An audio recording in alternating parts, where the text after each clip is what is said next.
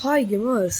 இப்போ பார்த்தீங்கன்னா ஸ்டீம் ஒன்று அஃபிஷியலாக அனௌன்ஸ்மெண்ட் பண்ணி பார்த்தீங்கன்னா பிளாஸ்ட் ஆகிட்டு நானா அந்த மாதிரி இருக்குது. என்னன்னு பார்த்தீங்கன்னா கன்சோல் மாதிரி ஒன்று வச்சுருக்கான். அதில் பிசி மாதிரி நம்ம யூஸும் பண்ணிக்கலாமா. இன்னொன்று கண்ட்ரோலரு ஸ்டீம் டெக்கை நடுவில் பழந்து ஒட்டி வச்ச மாதிரி இருக்குது கைஸ். ஸ்க்ரீனை மட்டும் தூக்கிட்டு அதெல்லாம் பார்த்தோன்னே மைண்ட் ப்ளோயிங்கு. அதுக்கப்புறம் இந்த விஆர்னு ஒன்று வந்துருங்க. ஆனால் எனக்கு விஆர் மேலே அவ்வளோக்கா நம்பிக்கை இல்லை. ஏன்னா விஆர் எனக்கு அவ்வளோக்கா பிடிக்காது. நான் ஸ்டீம் மிஷின் தான் ரொம்ப எனக்கு ஆர்வமாக இருக்குது. ஏன்னா அத்தனை தான் இருக்குது, போர்ட்டபுளாக இருக்குது. இப்போ நம்ம இங்கேருந்து சென்னை இங்கே வெளியூர் போகிறோன்னா நம்ம அழகாக நம்ம பேக்கில் தூக்கி போட்டு போயிடலாம். செம்ம இதுவாக இருந்துச்சு. அப்படியே பார்க்கும் போது இப்போ ஸ்டீம் கண்ட்ரோலில் பாருங்களே ஒரு மாதிரி அதில் நம்மளுக்கு டிஎம்ஆர்னு ஒன்று யூஸ் பண்ணியிருக்காங்க கைஸ். அதனால நம்ம டிஎம்ஆர் யூஸ் பண்ணியிருக்கனால நம்மளுக்கு மோஸ்ட்டாக 99% நம்மளுக்கு ஸ்டிக் டிஃப்ட் ஆகாதுன்னு சொல்கிறாங்க. அதுக்கப்புறம் பார்த்தீங்கன்னா இந்த இது ஹாப்டிக் சென்சார், இது உங்களுக்கு கேள்விப்பட்டுப்பீங்கன்னு நினைக்கிறேன். PS5 அவ்வளோ ஃபேமஸ். PS5 தான் இருக்குண்ணா, அதில் தான் வாங்கி விளாடுவோன்னு சொல்லிட்டு அவ்வளோ பேர் துரிச்சுக்கிட்டு இருந்தாங்க.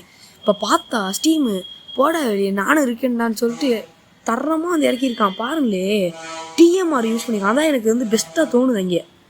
அதுவும் இல்லாமல் அந்த கண்ட்ரோலில் நீங்கள் என்ன தான் ஸ்டிக் டிஃப்ட்டு 90% வராதான், அவங்களுக்கு க்ரிப்பு வேறு கொடுத்துருக்காங்க, நம்ம நல்லா வச்சுக்கலாம். ஹாப்டிக் சென்சார் இது சொல்ல அதான் ரொம்ப ரொம்ப சூப்பராக இருக்கும். ஆனால் இது ரிலீஸ் ஆனோம்னு நம்ம கன்ஃபார்ம் ஒரு வீடியோ அன்பாக்சிங் வீடியோ நம்ம ரிவ்யூ போடுவோம். அதுக்கப்புறம் பார்த்தீங்கன்னா இதில் ஃபுல் அண்ட் ஃபுல் கேம் பிளேலாம் பார்த்தீங்கன்னா மரணமாக இருக்குது சொல்கிறாங்க. வந்ததுக்கப்புறம் தான் நம்மளால் பார்க்க முடியும் இது என்னன்னு. அதுவும் இல்லாமல் நீங்கள் இந்த சார்ஜிங் போர்ட்லாம் பார்த்தீங்கன்னா எப்படின்னா ஃபுல் அண்ட் ஃபுல்லி நம்ம இந்த ஆப்பிள் ஃபோனை தூக்கி சார்ஜ் ஏற்றணும்னா ஒயர்லெஸில் போடுவோம்ல, தூக்கி வச்சுருவோம்ல ஒரு இதில், அது மாதிரி இது கண்ட்ரோல் நம்ம சார்ஜ் போட்டு வச்சுக்கலாமா. அதுவும் நம்ம இப்போ நம்மள்ட்ட ஸ்டீம் டெக் இருக்குது. இப்போ ஸ்டீம் மிஷின் எனக்கு வாங்க வேணாம்னு சொன்னீங்கன்னா ஸ்டீம் கண்ட்ரோல் இது மாதிரி 2 கண்ட்ரோலர் வாங்கி வச்சுக்கிட்டு நீ அதிலே விளாண்டுக்கலாம், ஃப்ரெண்டோட உட்காந்து விளாட்லாம், செம்மையாக இருக்கும். அதுக்கப்புறம் வர்றது தான் நம்ம ஸ்டீம் மிஷினை பார்த்தீங்கன்னா சின்னோண்டு வேல்வுன்னு சொல்கிறாங்க. வேல்வு சின்னதாக வச்சுக்காங்க. காம்பேட்டபிலிட்டியாக நீங்கள் என்ன வேணால் இங்கேருந்து எங்கே வேணால் கொண்டு போய்க்கலாம். இது ரொம்ப சூப்பராக இருக்குது. என்னை பொறுத்த வரைக்கும் எனக்கு ஒருத்தன் தான் தோணுது. ஏன்னா நான் அடிக்கடி வெளியே ட்ராவல் பண்ணுவேன், அதனால எனக்கு ரொம்ப ரொம்ப யூஸ்ஃபுல்லாக இருக்கும்னு நினைக்கிறேன் இது எனக்கு. அதுவும் இல்லாமல் இந்த ஸ்டீம் மிஷின் உங்களுக்கு 6-7 ஸ்டீம் டெக்கை ஒன்றா சேர்த்து வச்ச ஒரு ப்ராசஸ் யூனிட்டிங் எல்லாமே அந்தளவு தரமாக இருக்கும். 6-7 இது ப்ளஸ் மல்டிப்ளை பண்ணால் தான் நம்மளுக்கு இது மாதிரி வரும்னு சொல்கிறாங்க. அந்த ஸ்டீம் மிஷினு அவ்வளோ இது பண்ணியிருக்கானே. அப்போ காசு கன்ஃபார்ம் அதிகமாக வைப்பான்னு நினைக்கிறீங்க, நானும் கன்ஃபார்மாக தான் நினைக்கிறீங்க. ஏன்னா பந்தய கோடு ஒருத்தன் 50 புரோட்டா சாப்பிடணும்னு சொல்லி பந்தயம் கட்டி தோத்து போயிட்டான்ல, பந்தயத்துக்கு நாங்கள் வரலாமா? தாராளமா.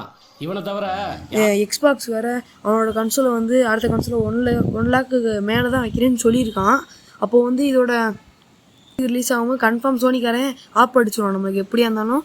ஏன்னா அவனும் 1 லேக்கு மேலே தான் விற்கலான்னு பார்ப்பான் காம்பேட்டிபிலிட்டி. நானும் வரண்டான்னு சொல்லிட்டு ஸ்டீம் வந்திருக்கேன்னா ஸ்டீம் கன்ஃபார்ம் 1 லேக் மேலே ப்ரைஸிங் வைப்பான்னு நினைக்கிறேன். என்னை பொறுத்தவரைக்கும் தெரில. நான் ஒருத்துன்னு சொல்கிறேன். ஏன் தெரியுமா அது ஒருத்துன்னு சொல்கிறேன்? இப்போ உங்கள்கிட்ட PS5 இருக்குதுன்னு சொன்னால் அவன் கன்சோல் வாங்க மாட்டான், பிசி பில்ட் பண்ணலான்னு பார்த்துட்ருப்பான். பிசி பில்ட் பண்ணுற நேரத்தில் அவன் என்ன தெரியுமா பண்ணுவான், இந்த மாதிரி ஒரு கேமிங் கன்சோல் இது வாங்கி போயிடுவான்.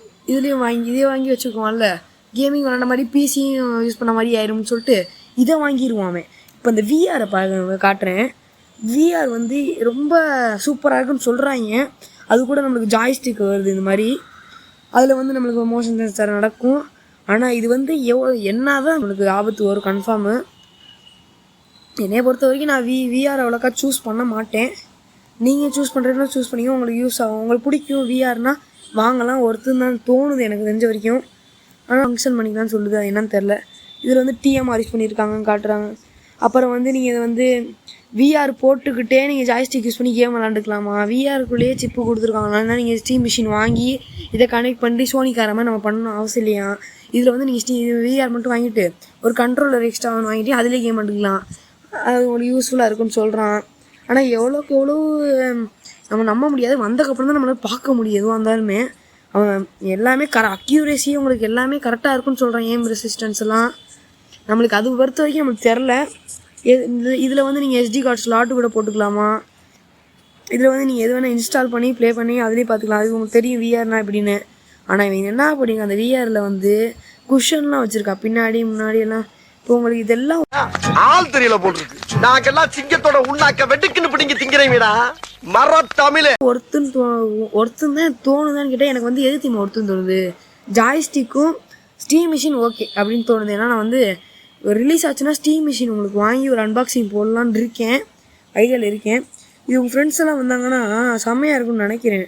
ஃப்ரெண்ட்ஸ் எல்லாம் வந்தீங்கன்னா விளாண்டிங்கன்னா அப்படி மரணமாக இருக்குன்னு சொல்கிறேன். இந்த 3 நாளுமே எனக்கு ஸ்டீம் டெக்கு நான் வச்சுருக்கேன். ஸ்டீம் டெக்கு தான் எனக்கு தெரிஞ்சு பெஸ்ட்டுன்னு தோணுது என்னைய பொறுத்த வரைக்கும். ஏன்னா அது ரொம்ப ரொம்ப கம்பேட்டபிலிட்டி. நான் பாட்டு சும்மா வந்து என் பேக்கில் போட்டு போயிட்டே இருப்பேன். நான் பாட்டு இது வந்து 26 ரிலீஸ் ஆகுது. நம்ம கன்ஃபார்ம் வாங்கி ட்ரை பண்ணுவோம்.